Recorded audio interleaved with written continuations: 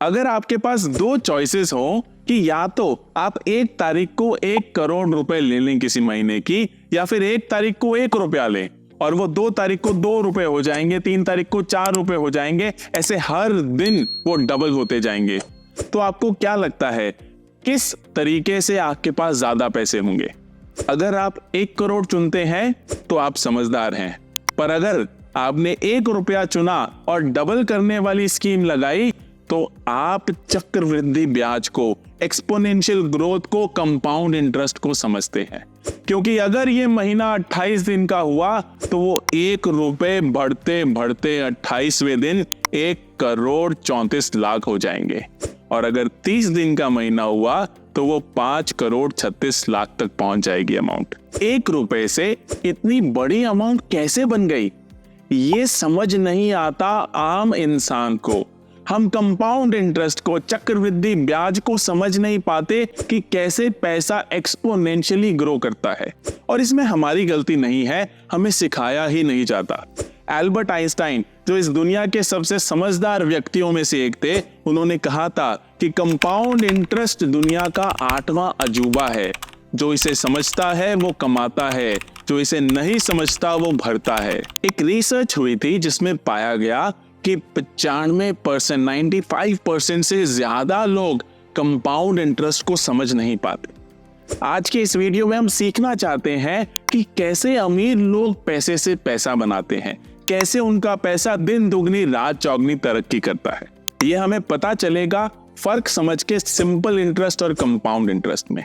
अगर आप 1 लाख रुपए 20 साल के लिए 12% इंटरेस्ट पर लगाते हैं तो कितना फर्क आता है सिंपल और कंपाउंड में? सिंपल इंटरेस्ट की अगर हम बात करें तो पहले साल आपको 12% पर 12,000 ब्याज आएगा, दूसरे साल भी 12,000, तीसरे साल भी 12,000, ऐसे 20 साल में 2,40,000 रुपए आप इंटरेस्ट के रूप में कमाएंगे और टोटल वैल्यू आपकी हो जाएगी 3,40,000। वहीं कंपाउंड इंटरेस्ट की अगर बात करें तो आप 1 लाख के ऊपर पहले साल 12,000 कमाएंगे, लेकिन दूसरे साल आप 1 लाख पर नहीं बल्कि 1,12,000 पर 12%, 13,440 रुपए कमाएंगे।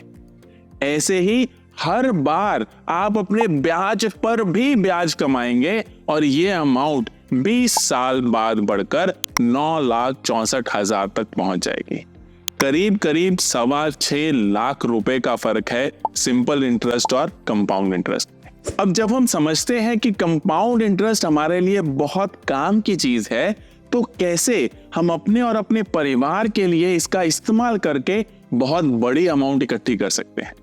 3 ऑप्शन है हमारे पास। या तो हमारा प्रिंसिपल ही बहुत बड़ा हो, जो निवेश हम कर रहे हैं पैसा वो बहुत बड़ी अमाउंट हो, तो हमें ज्यादा इंटरेस्ट मिलेगा और ज्यादा कमाई होगी। दूसरा तरीका, हमारा return on investment ROI, interest rate बहुत बड़ा हो। तीसरा तरीका, हमारा टाइम पीरियड बहुत ज्यादा हो ताकि कंपाउंड इंटरेस्ट काम कर सके।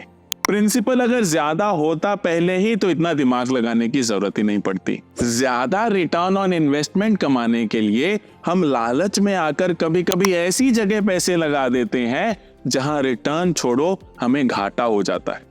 इसलिए जो एवरेज मार्केट रेट है वही हमारे लिए बेस्ट होता है।